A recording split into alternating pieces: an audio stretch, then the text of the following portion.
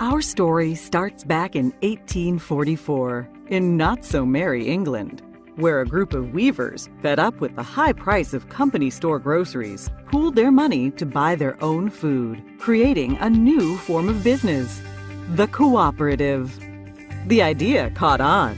Here in the U.S., President Roosevelt gave electric cooperatives a jumpstart with the founding of the Rural Electrification Administration, the REA, telling American farmers and ranchers, if you want electricity, you can do it yourselves.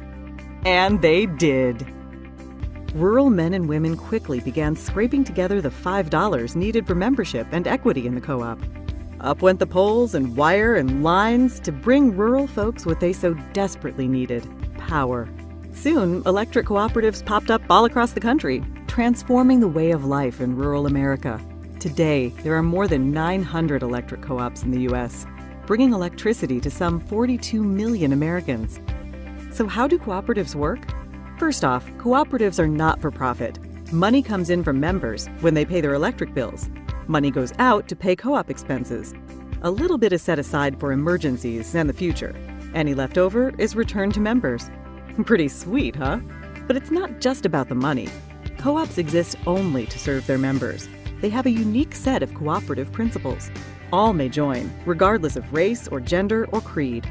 That's the first principle of cooperatives: voluntary and open membership. Members vote for the directors to lead their co-op. They vote yay or nay on big issues. Majority rules. That's the principle of democratic member control. Everyone pays a little money to become a member. An owner.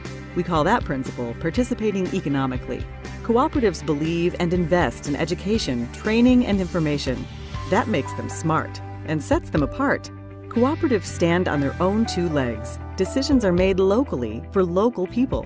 We call that principle autonomy and independence. But cooperatives also work together. They join forces to restore outages after storms, get financing, do research, and speak up in the halls of government. We call this hallowed principle cooperation among cooperatives. It's what makes us strong. And co-ops have a heart, a big heart. They help kids and industries and communities to grow. They give to hospitals and fire stations, ballparks and businesses. Cooperatives deeply demonstrate this principle: concern for community. Community's a cool concept. Communities are just groups of people. And that is the cooperative's secret ingredient. It's the dedicated people who work day in and day out to provide reliable and affordable power. It's the elected people who shape the policies and tackle the big issues.